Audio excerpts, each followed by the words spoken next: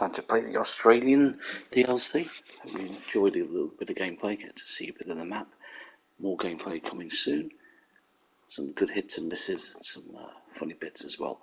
I've left in, I've not edited anything out, except the travelling here and there, just to make it a bit of a shorter video, because it's has to be less than an hour long, as you know. Anyway, enjoy, and don't forget to hit the like and subscribe button.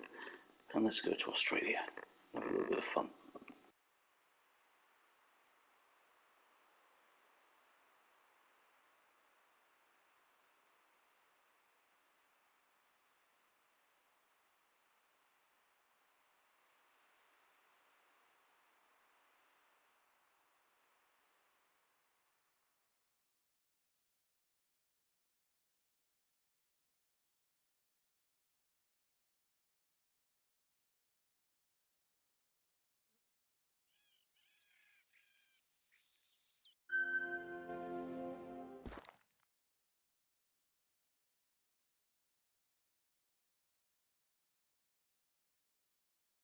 G'day mate, how you going? Welcome to our beautiful Emerald Coast. Out here in the bush, both the fauna and the flora are unique and fascinating to observe. Oh, I'm Robert, by the way. Just call him Robbo. Why do you sound like a tourist guide, Robbo? I'm Sophia. Sure, this region is a beaut, but it's also bloody fragile. Too true. That's why we're stoked you're here to work with us. But there's no rule that says you can't have fun at work, eh? You game?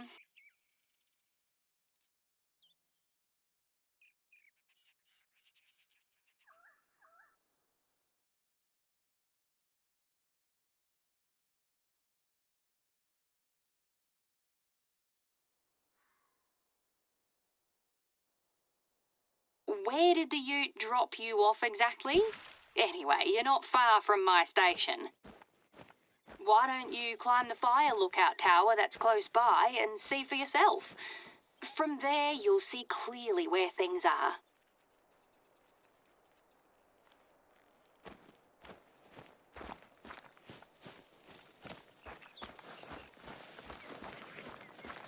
It may not look like it, but you're on private land. This belongs to Soph and her husband. We run a station, a farm, and Robbo's own land is north of here. Australia's a massive country, as you know. So it's not uncommon for folks to own huge properties that sprawl over kilometres. Across several biomes, even. That's why we need to hire professional hunters like yourself. I reckon you won't get bored.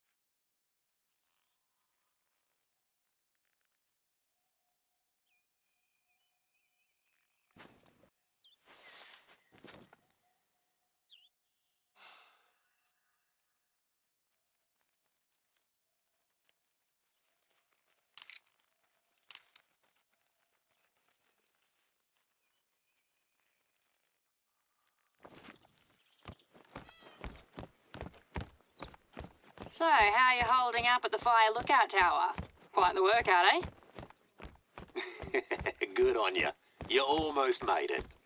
Once you're up there, take a moment to breathe and enjoy the view.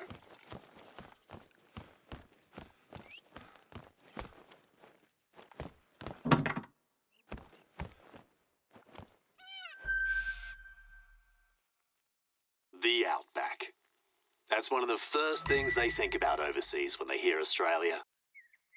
It's arid and it can be tough out here, especially after the bushfires in the last few years.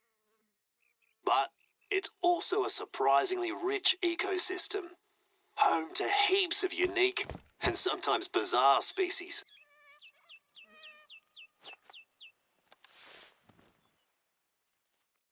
Did you spot my station from up there? Then please, come and get settled in. Sorry I can't be there to greet you in person today. I'm out on a hunt too.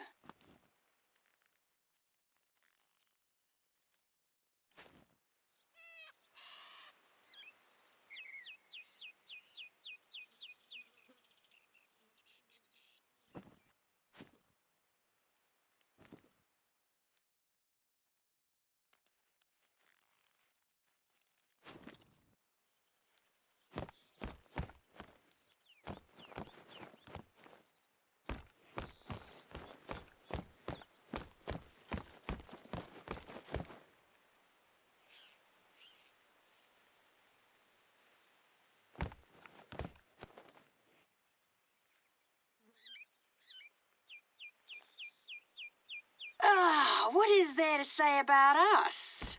Well, Robbo and I are neighbours. Neighbours? How about best mates? Technically, we're also neighbours, Robbo. But yeah, we both grew up here. Our folks owned the two stations. In other words, we became mates because there wasn't anyone else around. You even lived in Brisbane for a few years after uni to try to get rid of me, but even that wasn't enough. Too right. We tried everything. A long-distance friendship, crazy jobs, stupid boyfriends. And jealous girlfriends. As a last resort, we each got married. Nothing worked.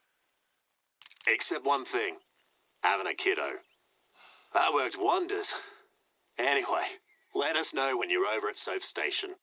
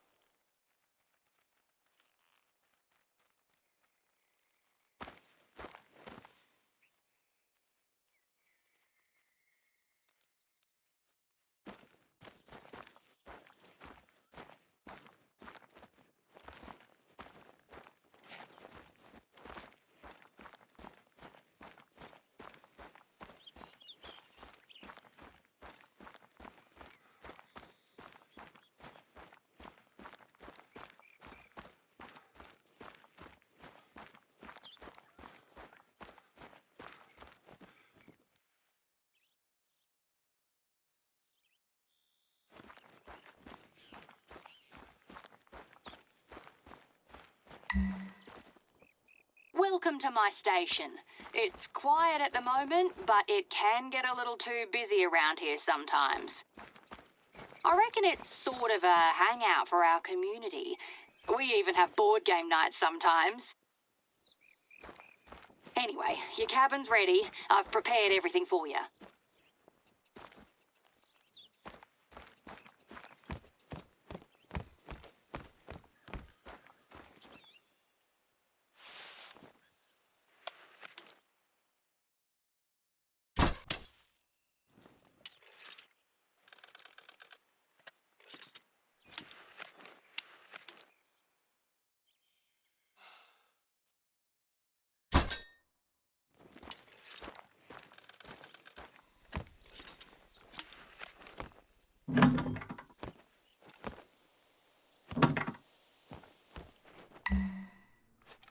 I hope you like it.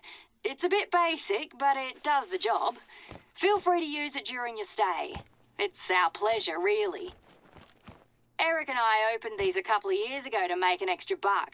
They've been a lifesaver. Take your time, make yourself at home. Grab a cuppa from the bar. We don't make a fuss out here in the sticks.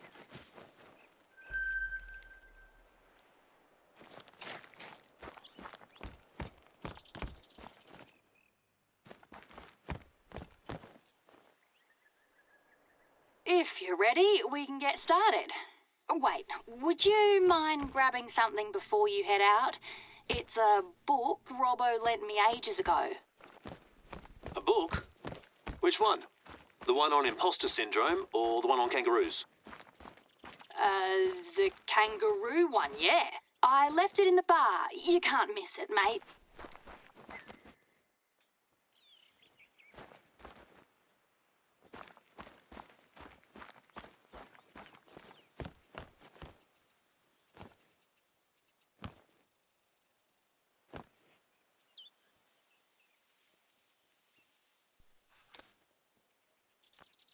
Right, that's the book.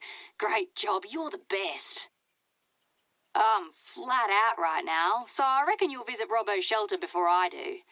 You have no idea how stoked Robbo will be when he gets it. Your first task has to do with kangaroos. There are areas that are badly overgrazed because of them.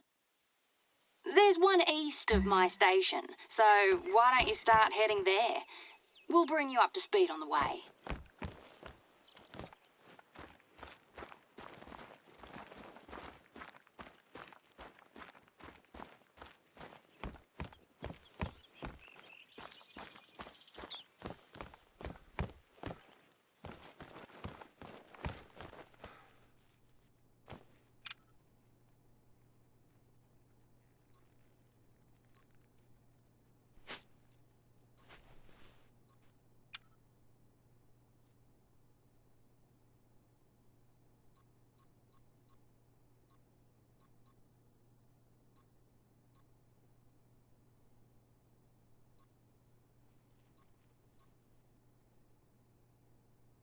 Since I reckon you're not familiar with roos yet, here's a bit of context. Later, we know you can do your own thing. We have the eastern grey kangaroos around here. You'll find them in the outback, of course, but also in grassy bushlands. They're a very important species in Australia, but they don't have a lot of natural predators. So they can easily be in overabundance and cause overgrazing. They can make life heaps harder for other animals and throw the whole ecosystem out of whack. Not to mention the economic impact on our stations. Can't say it's been too brilliant in the last couple of years.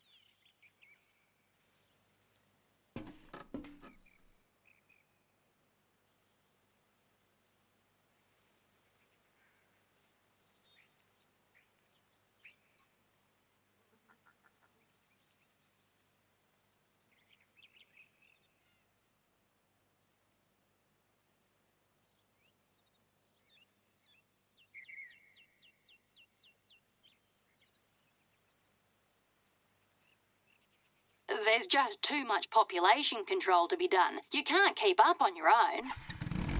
So we often work with the government to hire professional hunters to help us out. Soph is also a hunter herself, and she's the chair of our Hunters Association. Yeah, we organise hunting parties with other hunters when we have the time. But most of the time, you all like to just hang out at your bar. That's part of the fun. Our community's not too bad here.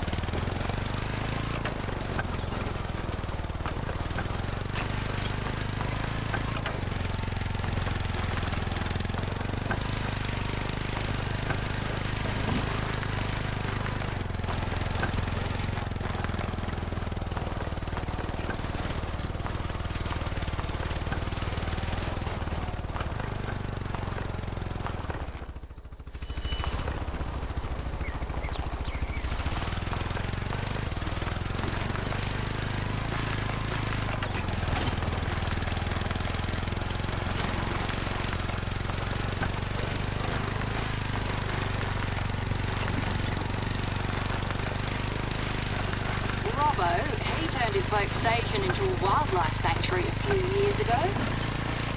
Yeah. We take in wounded animals, we nurse them back to health, and, if possible, release them back into the wild. And you arrange guided visits with schools. That's when Robbo gets to talk the kids' ears off about the wildlife. I know. That's the best part of the work. And, most of the time, they listen.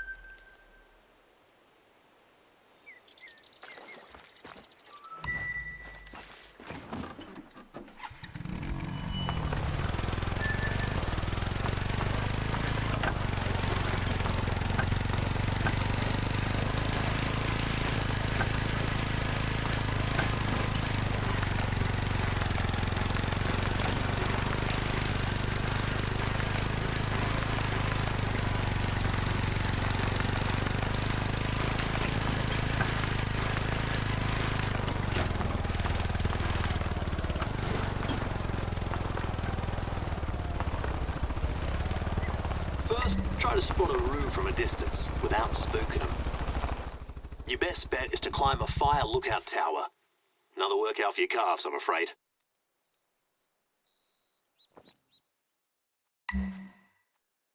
Good. Ain't it beautiful? But before you start, there's a couple of things you need to know about kangaroo shooting. We have strict shooting regulations in Australia. What's legal or not to shoot? What's the right calibre and ammo for each species? Robbo, did you submit the codex entries for our local species? Right, just finished them last night. If you want to know more about the roo or any other animal, it's all in there. Oh, give us a call. Either way, we know you'll do your due diligence before you plan your next hunt. The roo's mostly what we're known for overseas. That and deadly spiders. And fair enough, it's a very important cultural icon for us. But it's also a fascinating creature. It can be both aggro or skittish. As a marsupial, it displays unique behaviours and movement patterns that you won't find in any other species. Just one example, don't try disturbing kangaroos at close range, or they'll know how to get rid of you.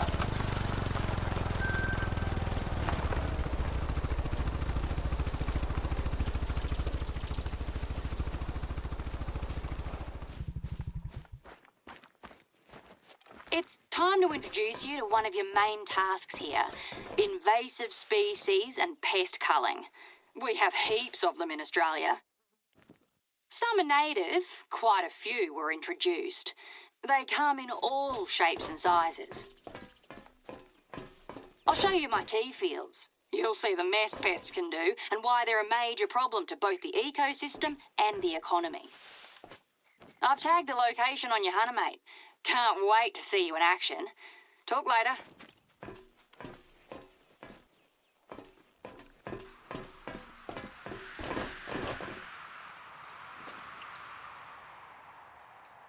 Oh, and as agreed, to help you in your task, our Hunters Association is happy to offer you a varmint rifle.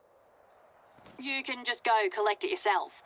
I've left it at an outpost close to where you're going.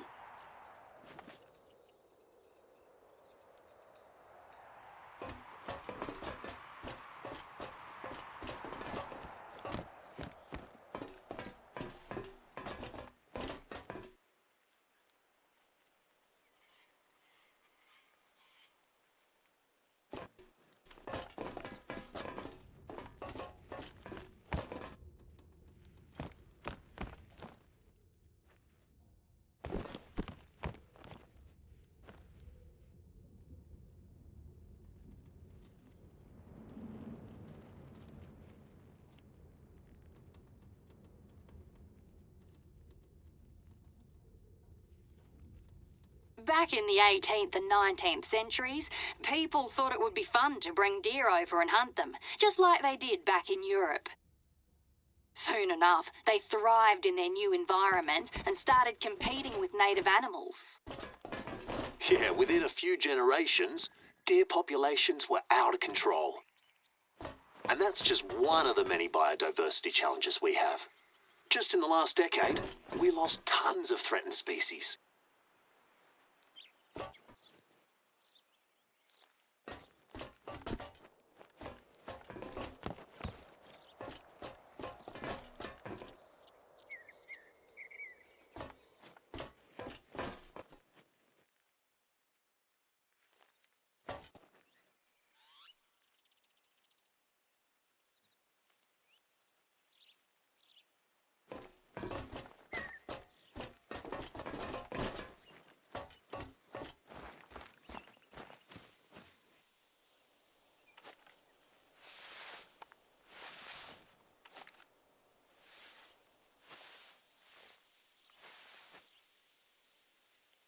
You'll often hear Aussies say that if you give it enough time, any species will become feral. Usually 2 to 3 generations tops. Here, you'll find mostly feral pigs and feral goats. Both of them are some of the worst invasive pests in Australia.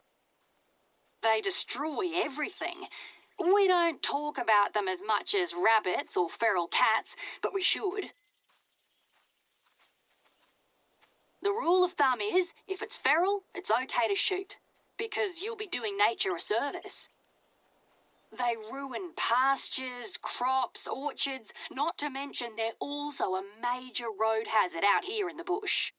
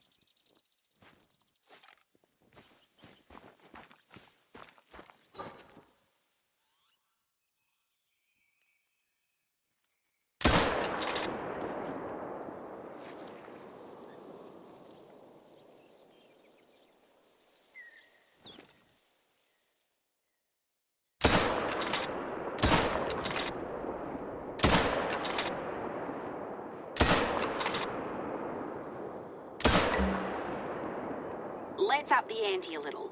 Try to shoot that target. Still using the rifle, of course.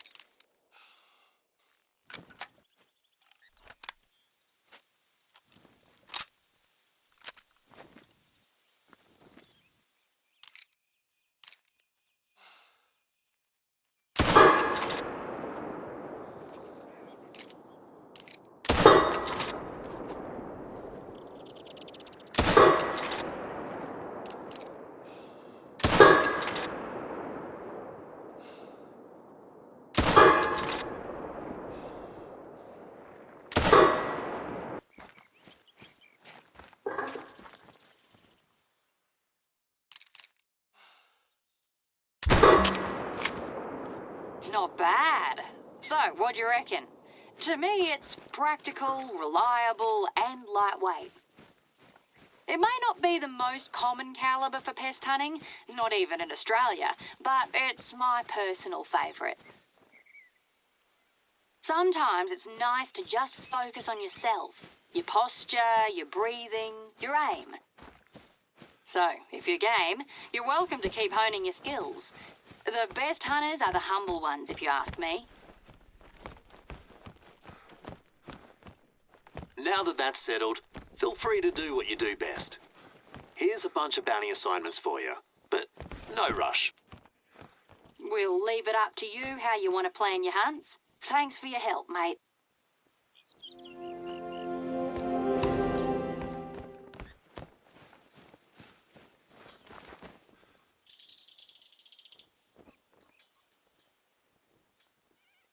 North of the river, it's mostly my property. I can't wait to show you the sanctuary. Wait, Robbo, I've got an idea. How about we take our mate on a little detour? We could introduce you to a fun tidbit of Aussie culture. A folk song called Waltzing Matilda. Ah, yeah. Good idea. Perfect. What have you got in mind, Soph? A billabong. Right, I know which one. Check out that location I've marked. If you're a bit of a history nerd like me, it'll be worth your time.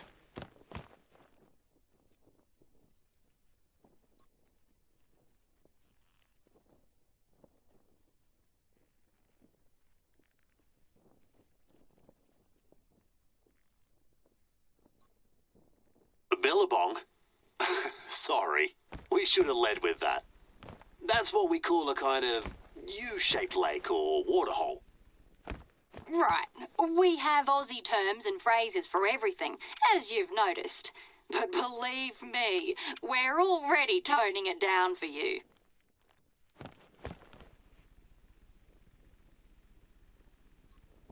So, what's your plan, Soph? Oh, please tell me you're not going to sing. Sing? Oh, no way. But I'll gladly talk about the song and what it means. Yeah, I feel better. I wouldn't want to relive another 2012 karaoke debacle.